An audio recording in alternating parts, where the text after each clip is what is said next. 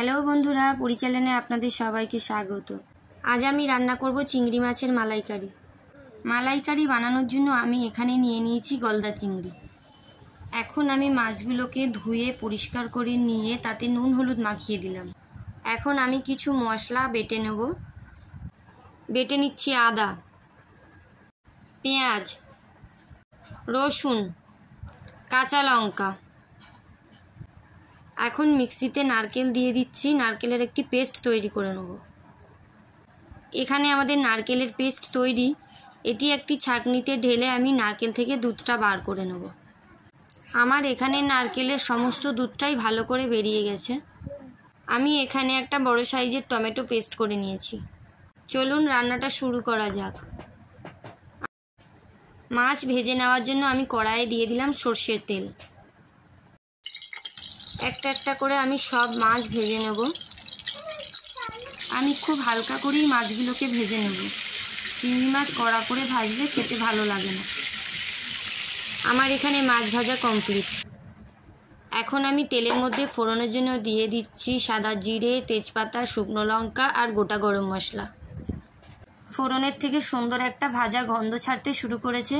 এই পর্যায়ে আমি দিয়ে দিলাম পেঁয়াজ বাটা। এখন আমি পেঁয়াজটা খুব ভালো করে ভেজে নেব। পেঁয়াজ আমার ভাজা হয়ে গেছে। আমি এখন দিয়ে দিচ্ছি আদা বাটা, রসুন বাটা, কাঁচা লঙ্কা বাটা দিয়ে সব মশলাগুলো একসাথে ভালো করে কষিয়ে নেব।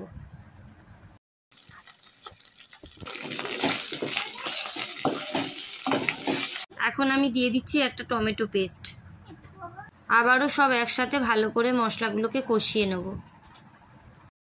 এখন দিয়ে দিচ্ছি পরিমাণ মতো নুন। এখন আমি কিছু গুঁড়ো মশলা অ্যাড করলাম। দিয়ে দিলাম হলুদ, জিরে, ধনে আর লঙ্কার গুঁড়ো। এখন আমি কালারের জন্য দিয়ে দিচ্ছি কাশ্মীরি লঙ্কার গুঁড়ো। এখানে আমার মশলাগুলো খুব ভালো করে কষা হয়ে গেছে। মশলা থেকে তেল ছাড়তে শুরু করেছে।